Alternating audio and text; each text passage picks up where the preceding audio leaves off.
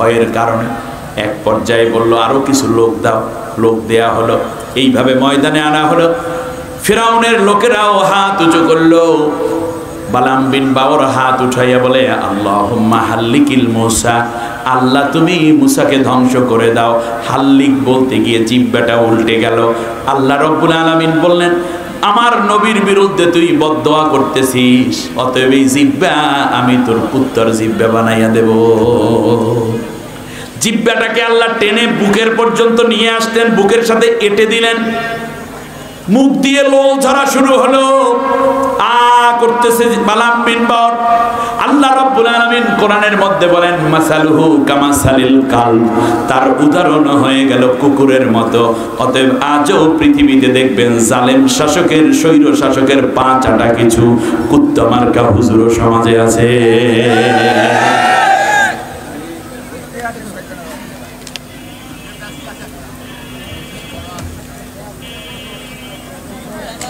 আল্লাহ রাব্বুল আলামিন বলেন শোনো, ঘটনার শেষ প্রান্তে, এবার তৃতীয় অধ্যায়ে আমরা আছি। কষ্ট হচ্ছে মনে হয় আপনাদের? আর 10 মিনিট। এবার শোনো, এক পর্যায়ে মুসা আলাইহিস সালাম তার জাতির একটি গোষ্ঠী তৈরি করে ফেলল। কাফেলার মধ্যে এসে বনি ইসরাইলের লোকেরা মুসা পয়গম্বরকে অনুসরণ শুরু করলো। নির্যাতন সইতে আর পারে না। এক পর্যায়ে আল্লাহর হুকুমে নিয়ে গেল লোহিত সাগরের কিনারে। 3 লক্ষাধিক মানুষ বনি ইসরাইল, শিশু আছে, নারী আছে, বৃদ্ধ বৃদ্ধা আছে। ফিরাউন খবর পাওয়ার সাথে সাথে চলে আসলো মুসাকে অ্যাটাক করার জন্য। আল্লাহ রাব্বুল আলামিনের কাছে মুসা পয়গম্বর বললেন আল্লাহ এখন কোথায় যাব? সামনে নদী আর পেছনে ফিরাউনের সৈন্যবাহিনী। ঠিক কিনা বলেন?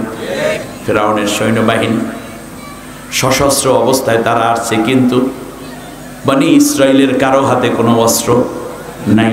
তারা তো সাধারণ মানুষ, দেশের জনগণ। ওই যে আসতেছে দেখা যায়, জাতির লোকেরা বলল ইয়া মুসা ইন্না লামুদরাকুন, ও মুসা আমরা তো ধরা পড়ে গেলাম। এতদিন না হয় ওকে বুঝাইয়া মিলাইয়া মোটামুটি তোমার উপরে ঈমান আনতাম, কিন্তু ফিরাউনের দলের লোক বলে পরিচয় দিতাম। এইরকম কইরা কইরা আমাদের অনেকের কাটাতে হয়েছে। ঠিক কিনা বলেন? আমার ভাইরা, এখন তো পরিচিত হয়ে গেলাম আমরা তোমার লোক, ও তো হত্যাই করে ফেলবে। আল্লাহ রাব্বুল আলামিন মুসা পয়গম্বরের ঈমান কেমন দিয়েছেন বললেন কাল্লা আল্লাহে, আল্লাহর কসম করে বলি, আল্লাহ রাব্বুল আলামিন এর কসম করে বলি, কশিন কালেও নয়, ইন্না রাব্বি সায়াহদিন, নিঃসন্দেহে আমার আল্লাহ অবশ্যই আমাদের জন্য একটা রাস্তা বের করেই দেবে। সুবহানাল্লাহ, কি বিশ্বাস! মুসা আলাইহিস সালাম আল্লাহর দিকে তাকান, আসমানের দিকে মুখ উঁচু করলেন। আল্লাহ রাব্বুল আলামিন বললেন মুসা তুমি লাঠি দিয়ে লোহিত সাগরের উপরে আঘাত করো। মুসা পয়গম্বর বিসমিল্লাহ বলে আঘাত করলেন। প্রশস্ত একটা রাস্তা হয়ে গেল। জাতির লোকেরা সবাই হু হু করে চলে গেল ওই রাস্তা দিয়ে। একেবারে মাটির তলদেশ, সমুদ্রের তলদেশ পর্যন্ত পুরো শুকনা জম, এভাবে পানি 2 দিক থেকে উঁচু হয়ে উঠল। মুসা পয়গম্বর চলে গেলেন জাতিকে নিয়ে। ফিরাউন দৌড়ে চলে এসে দেখে একটা মানুষও নাই, কিন্তু রাস্তাটা পড়ে আছে। রাস্তাটা পড়ে আছে। এমন সময় বলল দেখো নদীও আমার কথা শোনে, আমাদের জন্য রাস্তা বানাই দিয়ে রাখছে। মনে হয় বাপজানের রাস্তা। আর যা দেখে সব বাবার মনে করে। হযরতে মুসা আলাইহিস সালাম পার হয়ে গেলেন। এইদিকে ফিরাউন নেমে পড়ল। আল্লাহ রাব্বুল আলামিন বলেন ওয়াইদ নাজ্জাইনাকুম মিন আলি ফিরআউনা ওয়া আনতুম তানজুরুন, নাজ্জাইনাকুম মুসা কি জানো, ওয়াইদ নাজ্জাইনাকুম মিন আলি ফিরআউনা ওয়া আগরাকনা ফিরআউনা ওয়া আনতুম তানজুরুন। এভাবেই একটা মনে হয় যে আমি মুসা আলাইহিস সালাম এবং তার সবাইকে উদ্ধার করে নিয়ে গেলাম, আর ফিরাউন তার সৈন্য বাহিনীকে পুরা শেষ করে দিলাম, যা তোমরা নিজেরা দেখতেছিল। আল্লাহু আকবার। আল্লাহ রাব্বুল আলামিন বলেন, শোনো,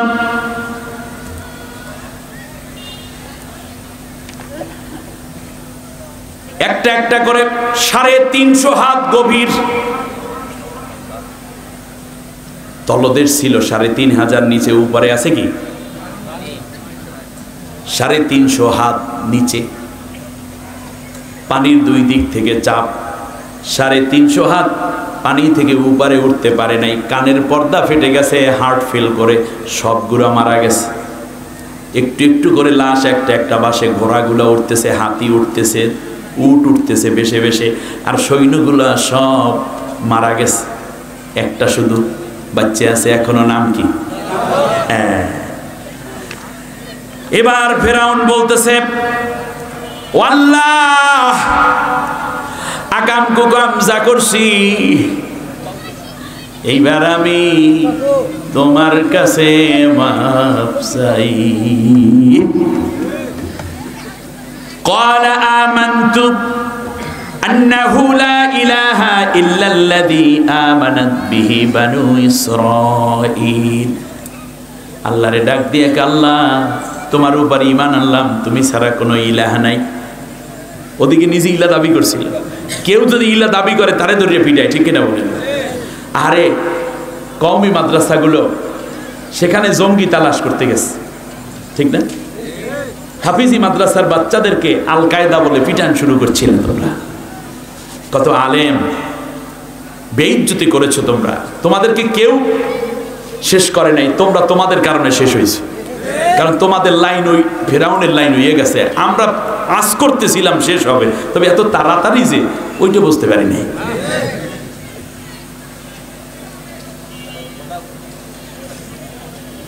এবার ডাক দিয়ে বলতেছে, আল্লাহ আমি তোমার উপর ঈমান আনলাম, তুমি ছাড়া কোনো ইলাহ নাই।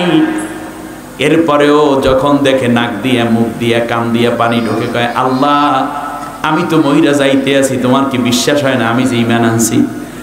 আমানতু আন্নাহু লা ইলাহা ইল্লাল্লাযী আমানাত বিহি বানু ইসরাঈল। আল্লাহ বনি ইসরাইলের লোকেরা যে আল্লাহর উপর ঈমান আইনা রাস্তা পার হয়ে গেল, ওই আল্লাহর উপর আমি ঈমান আনছি, তুমি বিশ্বাস করো। ওয়া আনা মিনাল মুসলিমিন, আর আমি এখন পুরোপুরি মুসলমান হয়ে গেলাম। আল্লাহ রাব্বুল আলামিন ডাক দিয়া কয়, ফেরাউন রে, যখন ক্ষমতায় ছিলে তখন আমাকে ভুইলা গেছো, আমার কথা যারা বলতো তাদেরকে অত্যাচার করতা। ইউনিভার্সিটির হলগুলো থেকে সলিমুল্লাহ মুসলিম হলে 17 বছর ক্ষমতায়, এই 17 বছর পর্যন্ত মসজিদে আজান দিতে দেয় নাই, মাইকে, মুখেও না। যে ছেলেটি নামাজ পড়তে যাইতো, শিবির বলে তাকে ধরে তার উপর অত্যাচার করত। দাড়ি রাখলে শিবির, পরকা পড়লে ছাত্রী সংস্থা, কোরআন রাখলে মৌলবাদী, হাজার রকমের অপবাদ দিয়ে ইসলামকে জনমের মতো ছোট করে ফেলেছিল। বাংলাদেশের মুসলমানরা সবচেয়ে বড় সংখ্যালঘু হয়েছিল, ঠিক না?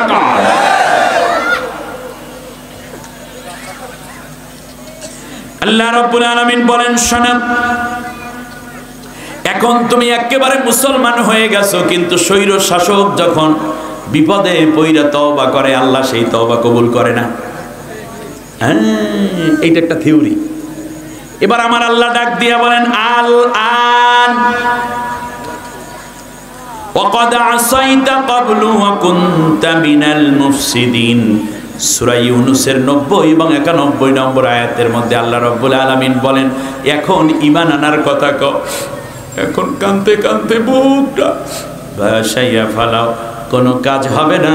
তুমি দুনিয়ার বুকে স্বৈর শাসকের কোনো দোয়া আমি কবুল করি না। হে যুবক, হে তরুণ, হে ছাত্র সমাজ, তুমি বোঝো তুমি কোন স্বৈর শাসকের পেছনে ছিলা। আজ শান্তির আবহে তুমি ফিরে আসো, তোমাকে দুনিয়া আখেরাত দুইটাই ভালো দেয়া হবে, আর না হলে কপাল পড়বে। বুইনে রাত ধরে বুইনে গেছে, তোমরা কি কথা কয় না? আল্লাহ রাব্বুল আলামিন বলেন, শোনো, তুমি ছিলা দুনিয়ায় স্বৈর শাসক, তবে একটা কথা মনে রেখো, তোমার লাশটাকে আমি আল্লাহ রাব্বুল আলামিন গালাবো না, পচাবো না, ফুলাবো না। কুমির তোমার লাশ খাবে না, হাঙ্গর কিংবা দুনিয়ার কোন শার্প মাছও তোমার লাশ খাবে না, মাটিও খাবে না, কোনো পোকামাকড় তোর লাশ গ্রহণ করবে না, বাতাসে উড়াইয়া নিবে না, আগুনেও পোড়াবো না। ফালিয়াউমা নুনাজ্জিকা বিবাদানিকা লিতাকুনা লিমান খালফাকা আয়া। কিয়ামত পর্যন্ত তোর মতো এইরকম দুষ্ট স্বৈরশাসক পৃথিবীতে আসবে, যেন তোর কাছ থেকে শিক্ষা নিতে পারে। এই জন্য তোর লাশটাকে আমি আল্লাহ সুটকি বানাইয়া কিয়ামত পর্যন্ত স্বৈরশাসক জালেম শাসকের জন্য উদাহরণ বানাইয়া দেব। আছে না ফেরাউন লাশ, আছে না? আল্লাহ রাব্বুল আলামিন বলেন, শোনো, ফেরাউনটা মইরা গেল, এইবার কি হলো শোনো। আমি আল্লাহ রাব্বুল আলামিন যেই দিন ফেরাউনকে নিয়ে গেলাম, তারা তো প্রত্যেকটা আক্রমণই বিজয় লাভ করে। বনি ইসরাইল নির্যাতিত লোকরা বিজয় লাভ করতে পারে না। এইবারেও মনে করছে এইবারের হামলাটা কইরাও সব শেষ কইরা দেব। ওই যে বলছিল না আন্দোলন কিভাবে থামাই দমন করতে হয়, তা আমার জানা আছে। আর এক বদমাইশ কইল আমার ছাত্রলীগই এই জন্য যথেষ্ট। আর ছাত্রলীগের পোলাপাইনগুলা নিজের ছাত্র ভাই বোনদেরকে হত্যা করার জন্য অস্ত্র হাতে নিল, ঠিক কিনা? তোমরা কি হবা, তোমরা কি হবা আমরা বুঝে, তুমি বলছো কিনা তুমি কি হচ্ছ। আর কয়দিন পর ছাত্রলীগ যদি শোনে, তাহলে সেই ছেলের কাছে কোনো ভালো মানুষের মেয়ে বিয়ে দেবে না, কোনো ভালো অফিসে চাকরি দিবে না, কোনো বাড়িতে ওদেরকে থাকতে দিবে না, কারণ ওদের চরিত্র নষ্ট। যতগুলো অপকর্মগত 18 বছরে হয়েছে, প্রত্যেকটার সাথে কম বেশি ছাত্রলীগ জড়িত। এটাকে নিষিদ্ধ করা শুধু নয়, বরং আওয়ামী লীগকেও নিষিদ্ধ করা উচিত, কারণ দেশ জাতি ইসলাম স্বাধীনতার চূড়ান্ত দুশমন।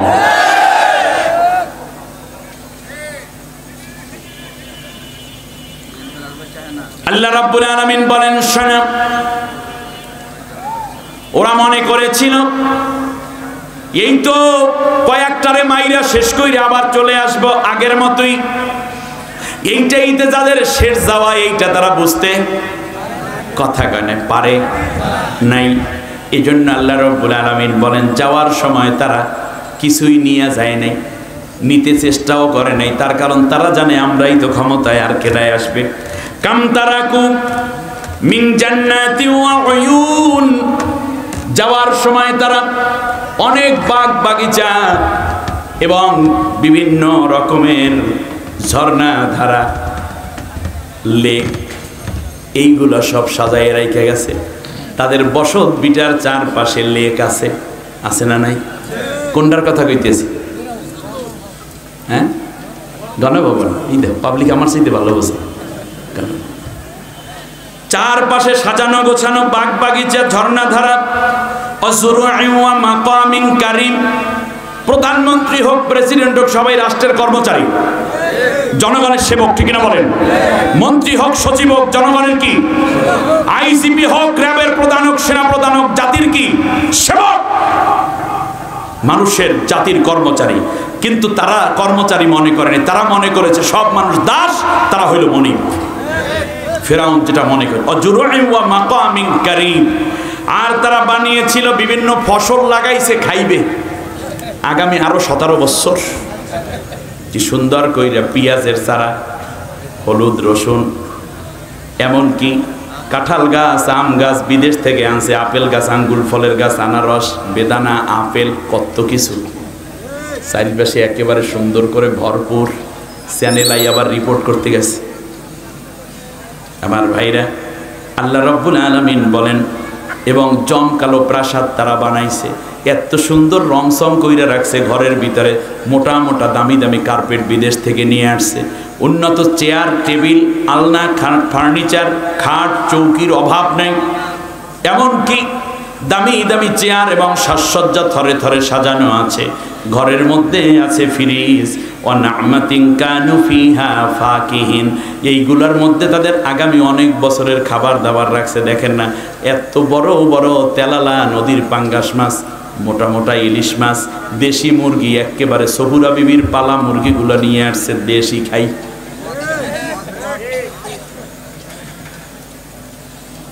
আল্লাহ রাব্বুল আলামিন বলেন, শুধু এটাই নয়, কানু ফিহা ফাকিহিন, এবং মনোরঞ্জনের বিভিন্ন উপায় উপকরণ তারা রাখতো উৎসব ফুর্তি করার জন্য। সারিতে সারিতে তারা মদের বোতলগুলা সাজায় রাখতো। মনে হয় কি আয়াতগুলো মনে হয় ওই 5 আগস্ট নাজিল হয়েছে। আপনারা বিরক্ত হননি? আলহামদুলিল্লাহ। এই আলোচনা করতে লাগে হইল কমপক্ষে মনে করেন 3 দিন আলোচনা, 3 দিনই 2-2.5 ঘন্টা করে কথা বলবে 3 দিন, তাহলে ধারাবাহিক একটা তাফসির থাকে। আমি একটা আফসোস করি আজকের এই তাফসির মাহফিলে, যেহেতু এই তাফসির এটি মাজলুম সংগঠন দ্বারাই সাজানো, বাংলাদেশে অনেক বক্তা হয়েছে, কিন্তু সরাসরি কোরআন টু কোরআন বিষয় ভিত্তিক কথা বলার বক্তাদের সংখ্যা কিন্তু আমরা বাড়াতে পারি নাই। আল্লামা সাইদি সাহেবের মতো আমরা সব মিলে কথা বললেও ওই কথাগুলো কেনই যেন বলা যাচ্ছে না সরাসরি কোরআন থেকে আয়াতের পর আয়াত, হাদিস এবং বর্তমান প্রেক্ষাপটের সাথে মিলিয়ে। সেজন্য আল্লাহর কাছে দোয়া করতে হবে, আল্লাহ ওই ক্ষতিটা যেন আমার জাতির আলেমদেরকে দিয়ে পুরাইয়া দেওয়ার তৌফিক দেন। আর একটু ধারাবাহিক তাফসীর যদি শুনতাম মনটা ভরে যেত। আলোচনা হবে ধারাবাহিক, আয়াত তেলাওয়াত হবে, ওই আয়াতের রেফারেন্সে আবার আয়াত, ওই রেফারেন্সে আবার আয়াত, কিন্তু বিষয়বস্তুর মধ্যেই থাকবে। এই আলোচনাগুলো জাতি এখন চায়। এখন একটা ইসলামী সঙ্গীত, একটুখানি ইংলিশ, এখান দিয়ে একটু উঠা বসলো, একটু ভংসং কথাবার্তা কইল, কিন্তু শ্রোতারা কিছু আনন্দ পাইল আর মানুষেরা হুমড়ি খেয়ে পড়লো। বক্তার ডিমান্ড 1,70,793টা আনা, কিন্তু মূল কথা কোথায় চলে গেল?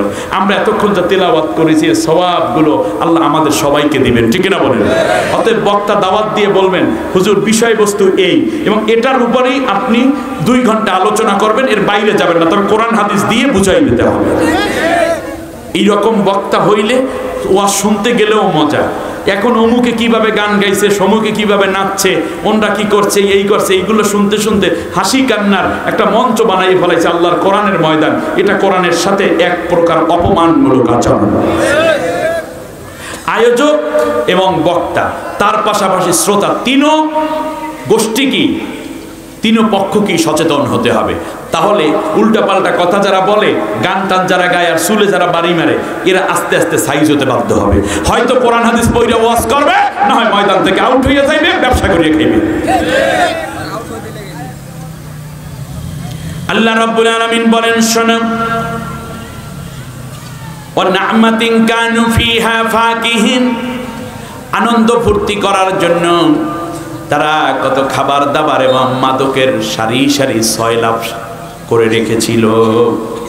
আল্লাহ রাব্বুল আলামিন বলেন, শোনো, এই অবস্থায় ফেরাউনকে বিদায় করে দিলাম, কিন্তু যেই দিন ফেরাউন বিদায় হলো সেই দিন কি হয়েছে তোমরা একটু শোনো। একটা স্বৈরশাসক পতন হলে ওই দিন কি হয় আপনারা শুনবেন একটু, এবার শোনেন। ফামা বাকাত আলাইহিমুস সামাউ ওয়াল আরদু ওয়া মা কানু মুনজারিন। আল্লাহ রাব্বুল আলামিন বলেন, ফিরআউন যেই দিন মারা গেল এবং তার সৈন্যবাহিনী সহ, এই সৈন্য ছিল 2 লাখ। কত? 2 লাখ। আর ফিরআউন 2 লাখ 1। ফিরআউন একটানা 252 বছর রাষ্ট্র চালালো, কত মানুষের চাকরি দিল, কত মানুষকে গিফট করলো, কত মানুষের গিফট নিল। এই তো হয় নাকি? হয় না? এলাকার মেম্বারেরও তো একটা প্রভাব থাকে না? থাকে। একটা মানুষ নির্বাচন কইরা হেরে গেলেও তার কর্মীরা কান্দে, নিজেও আফসোস করে, বউডায়ও কান্দে, কত ক্যানভাস করলাম, কত দৌড়াইলাম, মাত্র 10টা ভোটে হাইরা গেলাম। বউরে আবার সান্ত্বনা দেয়, চিন্তা করেন আগামী বছর চেয়ারম্যানিতে খারাই যেমন। আমার ভাইয়েরা খেয়াল করুন, অথচ 252টা বছর শাসন করলো ফেরাউন, আর তার সাথে আছে তার সৈন্যবাহিনী, পুলিশ, র্যাব, ডিবিডিএসবি, এইগুলো সব কুল্লু খালাস হয়ে গেল। অথচ আল্লাহ রাব্বুল আলামিন বলেন, ফামা বাকাত আলাইহিমুস সামাউ ওয়াল আরদু, আসমানের কেউ কান্দে নাই এবং জমিনের মধ্যে এমন কোনো একজন মানুষও নাই যে ফেরাউন এবং তার বাহিনীর মৃত্যুতে কান্না কিংবা আফসোস করেছে। এমনকি ওয়া মা কানু মুনজারিন, কান্নার কোনো পরিবেশও ছিল না, কেউ কান্দে নাই। অতএব স্বৈরশাসক যেদিন মরে সেই দিন কেউ কান্দে নাই, এর আগেও কান্দে নাই, ওই দিনও কান্দে নাই। না বোঝেন নাই, ব্রেন ট্রেন ঠিক আছে তো, ওই আগে মানে ওই আর কি, আর এইটা হলো এই দিন কেউ কান্দে নাই। সুবহানাল্লাহ কইবেন না? আল্লাহর কথা কত স্পষ্ট, ফামা বাকাত আলাইহিমুস সামাউ ওয়াল আরদু, আসমান জমিনের কেউ কান্দে নাই, ওয়ামা কানু মুনজারিন, কান্নার কোনো পরিবেশও ছিল না। সবাই পালায়, কান্দে কেনা। এমনকি পোলাডারে দেখলাম তার ছেলেটাকে, বরিশাল স্টাইলে পোলা বললে বলাইছে, যাই হোক ছেলেটাকে দেখলাম টেলিভিশন আসছে, ছেলেও কান্দে না, কুত্তে একটা লইয়ে কি জানি করে। আমি কি ভুল বলতেছিলাম? আপনি দেখেন না এই দৃশ্য আন্তাজি? মেয়েটা কাঁদছে, এরও কোনো প্রমাণ নেই। মেয়ে কয় আম্মা তুমি আমার কাছে এসে করো, ব্যাস। এবার শোনো, সাথে যে বোনটা ছিল বোনেও কান্দে নাই। ফেরাউনের বোন নাম কি? আসিয়া। আসিয়া তো নাই দুনিয়া, কানবে কেডা? মাসেদা নামক একটা বাচ্চা ছিল, সে তো আগেই ইসলাম গ্রহণ করে শহীদ হয়ে গেছে। শুনুন, বলতে পারেন যে 2 লাখ সৈন্য, 2 লাখ স্ত্রী তো আছে, 2 লাখ মা বাবা আছে না, তাদের 4 লাখ মা বাবাও তো আছে, তাদের ভাই বেরাদার আছে না সৈনিকদের, তারাও কান্দে নাই। কান্দে নাই এই জন্য যে ফেরাউনের এই দীর্ঘ শাসনে বিরোধী দলের উপরে, ভিন্ন মত এবং অন্য দলের উপরে এত বেশি নির্যাতন করেছে, নির্যাতন করতে করতে তাদের চরিত্রও হয়ে গেছে নির্যাতনকারী। ঘরের মধ্যে বউরে গিয়েও নিজের ওই বিরোধী দলের মহিলা মেয়েদেরকে যেমন পিটায়, ঠিক তেমনি বউরে ওই রকমই পিটায়। বউ কয় আল্লাহ গো এই জালেমের হাত থেকে আমার বাঁচাও, কিন্তু অন্য ছেলের সাথে চলে যাবো, বাবার বাড়ি যাবো, তাও পারবো না, কারণ হইলো ক্ষমতায় আমার বাপ সহ মামলা দিয়ে উল্টো বিলে জেলে ঢুকাই দেবে, আর আমারে দেবে জেলের হাত করা পড়াইয়া। অতএব থাকতে হইবে জালেমের ঘরে, উপায় নেই। অন্য রাজনৈতিক দলের ছাত্রদেরকে পিটিয়ে, মানুষদেরকে পিটাতে পিটাতে এমন অভ্যাস হয়ে গেছে, ঘরের মধ্যে যাইয়া নিজের পোলারেও ছেলেকে ওইভাবেই পিটে। কয় আল্লাহ বাবাই আসছে না, ওইটা মরিয়ে গেলেই ভালো, এই বাবা কেন আমার বাবা হইল? ওর চোখ লাল দেখা বেয়াদবি করতে করতে মুরব্বীদের সাথে, বড় বড় আলেম, দাড়ি পাকা, চুল পাকা, দাঁত পড়া মানুষদের সাথে বেয়াদবি করতে করতে পুলিশগুলো এমন বেয়াদব হয়ে গিয়েছিল, ওর বাবা মাকেও সম্মান করতো না, যার কারণে বলছে আল্লাহ আমার এই ছেলে আমার দরকার নাই। সুতরাং ফেরাউনের পোলা মনে হয় ওদেরকে ওইভাবে শেষ করে। এই জন্য খবর পাইয়া বাবাও কান্দে নাই, মায়েও কান্দে নাই, ছেলেও কান্দে নাই, মেয়েও কান্দে নাই, স্ত্রীও কান্দে নাই। একটি নষ্ট অসভ্য জাতিতে পরিণত করে দিয়েছিল ফেরাউন। আপনাদের কষ্ট হচ্ছে মনে হয়? আল্লাহ রাব্বুল আলামিন বলেন শোনো, কান্দে নাই, আফসোস করে নাই, তাই করেছেটা কি? একটা কিছু তো করছে। ফাকুতিআ দাবিরুল কওমিল্লাযীনা যালামু ওয়ালহামদুলিল্লাহি রাব্বিল আলামিন। সূরা আনআমের 45 নম্বর আয়াত, 7 নম্বর পারা, 6 নম্বর সূরায় আল্লাহ রাব্বুল আলামিন বলেন, যখনই জাতির লোকেরা, দেশের মানুষেরা শুনলো, পাশের রাষ্ট্রের লোকেরাও শুনলো ফেরাউন 14 গোষ্ঠী সহ শেষ হয়ে গেছে, সাথে সাথে কেউ আফসোস করে নাই, বরং সবাই জোরে চিৎকার করে বলল আলহামদুলিল্লাহি রাব্বিল, কথা কয় না কি? তাহলে যেই সরকার পতনের পর কেউ না কেঁদে সবাই আলহামদুলিল্লাহ পড়ে, ওটাও জালেম সরকার, ওটাও স্বৈর শাসক, ওটাও ফ্যাসিস্ট, ওটাই ফেরাউনের প্রেতাত্মা। যা অনেক কথা ছিল, সব কইলাম না। শেষ কথাটা কি যেন ছিল? এ দলের পর কারা ক্ষমতায় আসবে? সূরা ধরেন কসাস আয়াত নম্বর 4 থেকে 6। অনুরিদু আন্নামুন্না আলাল্লাযীনা ইসতুদঈফু ফিল আরদ, জমিনের বুকে যেই দলটা সবচেয়ে নির্যাতিত হলো জালেম দ্বারা, ওই দলের উপরে দয়া করা আমি আল্লাহ আমার উপর সিদ্ধান্ত নিলাম। যেই দলের উপর অত্যাচার বেশি করলো জালেম, সেই দলের উপর দয়া করার সিদ্ধান্ত নিলেন কে? আল্লাহ। সেই হিসাবে বাংলাদেশে কোন দলের উপর আল্লাহর দয়া পড়ছে বলেন দেখি? আপনারা বুঝতে পেরেছেন? এটা আমার কথা নাকি? আল্লাহ কি আইসা আমরা কই দিয়েছে জামাত ইসলামী করো? আন্দাজে আমি আয়াত বলি, আপনারা বুঝতে লই, বুঝলে ভালো, না বুঝলে আমার কিচ্ছু করার নাই, পরে আফসোস করবেন। এখন ওই যারা উল্টাপাল্টা বলতেছেন দাড়ি টুপি নিয়ে, আপনারাও একটু চিন্তা ভাবনা করে কথা বলবেন। আল্লাহর কোরআনকে বিশ্বাস করুন, তার কারণ কোরআন বিশ্বাস না করলে দাড়ি টুপি বালাম বাউরের কায়দা পড়িয়ে যাবে। অনুরিদু আন্নামুন্না আলাল্লাযীনা ইসতুদঈফু ফিল অনুরিদু, আমি আল্লাহ সিদ্ধান্ত নিলাম। আল্লাহর ইচ্ছা না সিদ্ধান্ত? আল্লাহর ইচ্ছাটাই আল্লাহ সিদ্ধান্ত। যেই দলটি সবচেয়ে নির্যাতিত আমি আল্লাহ চাইলাম ওই দলটার উপরে আমার দয়া দেব। সুবহানাল্লাহ।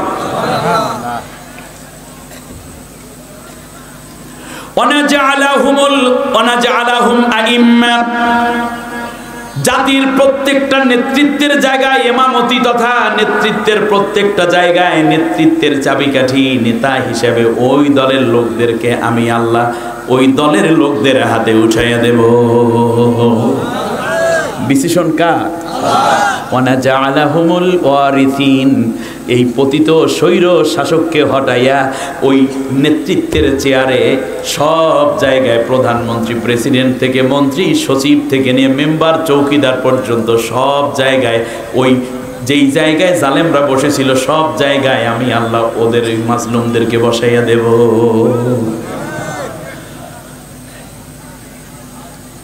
অনুমাক্কিনা লাহুম ফিল আরদে, এতদিন ছিল ওরা দুর্বল, মা মারা গেছে, খবর দিয়েছে বোন, ভাইয়া মা তো দুনিয়ায় নাই, ওই পাশে বৈশা কান্দে 183টা মামলার আসামি। দায়িত্বশীলের কাছে বলল ছুটি দেন, বলল না, তোমার মাকে আল্লাহ জান্নাতবাসী করুন, কিন্তু তোমার এখন গ্রেফতার হওয়া যাবে না। চোখের পানিতে বুক ভাসায়।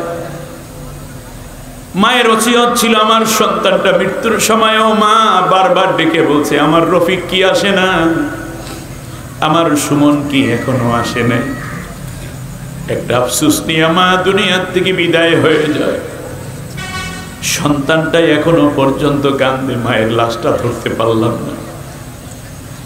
মেয়ের বিয়ে হবে, দায়িত্বশীল, মামলা আছে 222টা, পাইলে ক্রস ফায়ার দিয়ে মারবে, অথচ নিয়মিত নামাজ পড়া, নিয়মিত রোজা রাখা মানুষ, কোনো দোষ নাই। দোষ একটাই, আল্লাহর জমিনে কোরআনের শাসন কায়েম করতে চায়। ওরা চোর না, ওরা গুন্ডা না, বাটপার না, আমানতের খেয়ানতকারী না, ঘুষখোর, সুদখোর, দুর্নীতিবাজ, অর্থ পাচারকারী না, এরপরেও তাদের শান্তি নেই। আমার ভাইরা, মেয়েটা ফোন দেয়, বিয়ের অনুষ্ঠান শুরু হয়ে গেছে, যারা আত্মীয় স্বজন অন্যান্য ছিল ওসিরেও ঘুষ দেওয়া লাগছে, এলাকার নেতারেও দাওয়াত দিয়ে ঘুষ দেওয়া লাগছে, চাচা আপনি আসবেন, মুক্তিযোদ্ধা, সব মুক্তিযোদ্ধা না, কালা কোডালারে দাওয়াত দেওয়া লাগছে। জম্মের মতো 50 জন মিললে হাত ধুইয়া খাইয়া যায়, ঠিক আছে বিয়ে, অসুবিধা নেই, কেউ কিছু কইবে না। কি একটা জুলুম! সব জায়গায় ওরা বসেছিল, সব জায়গায় আল্লাহ মাজলুমদেরকে বসাইয়া দেবে। এই জন্য আল্লাহ সব জায়গা ওদেরকে বসাইছিল, যাতে করে রিপ্লেসমেন্টটা ঠিক মতো আল্লাহ করে দিতে পারে।